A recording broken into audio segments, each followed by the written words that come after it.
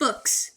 I've been getting back into reading physical books lately. Now, that's not to say I haven't been reading before this point. I've just been reading stuff mainly for university and fan fictions for my fictional fics. But I've been starting to get back into, more physical for fun books lately. I've already read several, including the one that I'm ranting about today. Then I also have, in my currently reading, is Fourth Wing and Handmaid's Tale, which I will get to Fourth Wing when I'm done with that. I have a lot to say. Then I also have a bunch of other books on my TBR that I yoinked from various rooms in the house, but that's irrelevant right now. This video today is about the really terrible Christian romance book that I put in heavy air quotes that should be more appropriately labeled as a horror novel, but it's not because, Christian. The book is Redeeming Love by Francine Rivers. If Francine Rivers has no haters, I'm dead, is how I will summarize my feelings about her works and about this book. I learned about Redeeming Love from Reads with Rachel, because that video is really good. I would recommend watching it if you want a basic synopsis, or at least a better one than I would give. Because I watched that video a long time ago, and I was like, oh, really? Is the book that bad? It's not that I was doubting it was that bad. It was just that sometimes you have to read something with your own two eyes to really get a grasp on how terrible it is. But anyway, I didn't know we owned the book, like my family, until I went to the apartment in our garage to look for other books to bring inside the house, and I found it. I was like, oh, well, that would give me a perfect opportunity to read it. Let's go. And I read the book, and oh my gosh, it was horrifying to read, because this is just terrible. It's a terrible depiction of romance. It's an insult to the romance genre as a whole. Now, why is it? Well, for one, it's depictions of darker topics in it. Now, let me get this straight. I am perfectly okay with darker topics being depicted in media. I perfectly support that. I even like to depict those myself. The difference is, I and other readers and the author have the explicit understanding that this is just fiction. We don't actually endorse what's in these books. We just read it for fun and for fantasy as an escape and a safe way to explore taboo topics. The problem is, this book, as portrayed by at least other Christians, is the epitome of God's love to humanity, or to be more specific, is Hosea and Gomer's story from the Old Testament. Now, this is where my Bible knowledge will come in handy, so listen up for at least a brief second. The story of Hosea and Gomer is the story of a prophet and his wife. Hosea was a prophet during the time of the two kingdoms of Israel and Judah, and Gomer was his wife. It is important to note that Gomer was a prostitute before she married Hosea.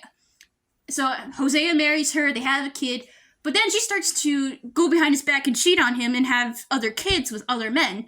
And then eventually she runs away and returns back to her life of prostitution. But Hosea continuously went back to her and was kind in bringing her back, saying that no matter what she does, he will still love her and that he will always come back for her, which is honestly a really good love story if you think about it. And now I explained it a little bit terribly, but trust me, it's a better love story than how it's portrayed in Redeeming Love. Because if the biblical Hosea met the Michael Hosea of this book, he would be screaming, crying, throwing up for how terrible his depiction is. And it's just, Michael Hosea is a very abusive, manipulative piece of shit. Like, straight up. He even explicitly thinks in this book, at one point, that he wants to kill the person he married. The person who very, very clearly has a lot of trauma in her past. Now, of course, at this point, Michael Hosea didn't know that, but we as the readers know that. Which gets me to my points about how this book depicts certain topics. Now, if this were a book written in the modern times and were to have trigger warnings on it, because those are a big thing in the dark romance category, so I will use that as an example.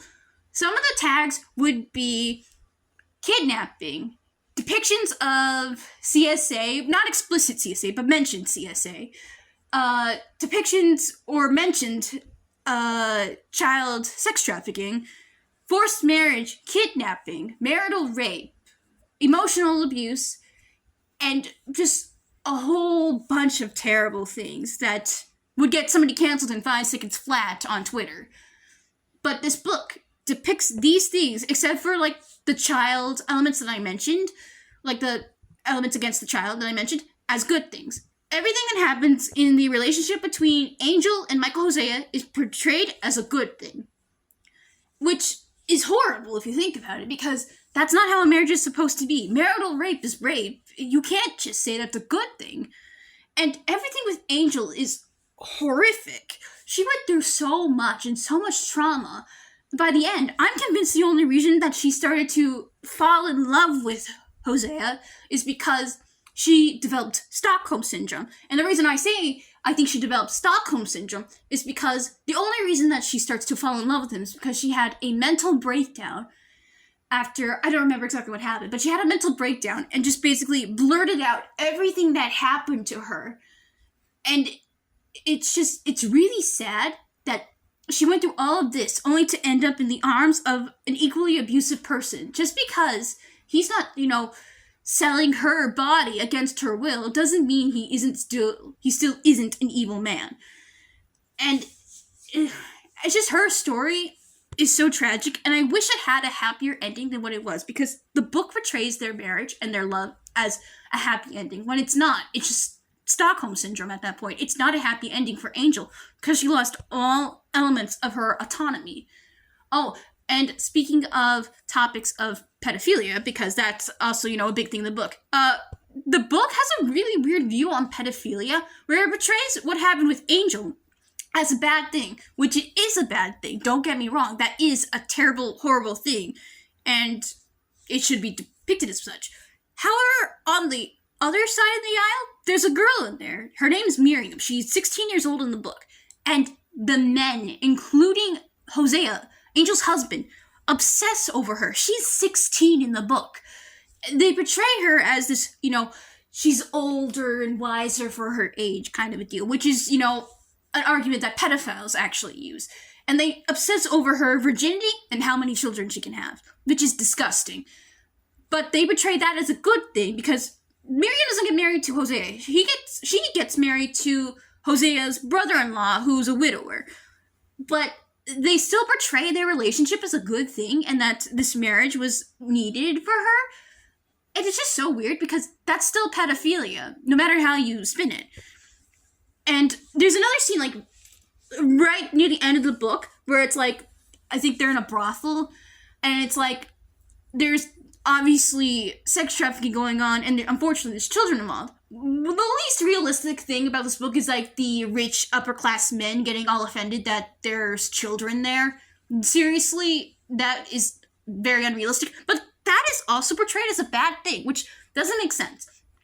Which that is leading me to interpret what happens in this book as pedophilia is only bad if it's a non-Christian doing it, but it's okay when it's a Christian doing it, which is horrible and disgusting and such an awful message to portray in a book that's supposed to be about Christian love and how romance between Christians should be.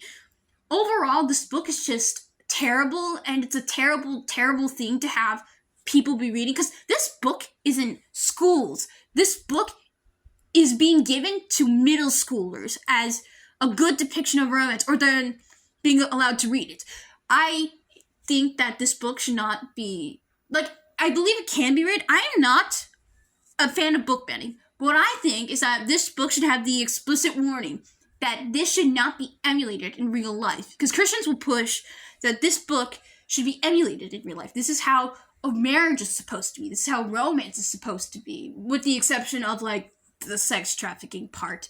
That doesn't need to be included. But everything else in there is portrayed as a good thing. And that's just horrible. It's disgusting. It is vile. And I don't recommend you read this book unless you want to make arguments against it and, make a better synopsis and, deconstruction of this plot than me, because I'm just a simple girl on the internet. That's kind of stupid. But anyway, that's my rants for now. I will see you on the next video.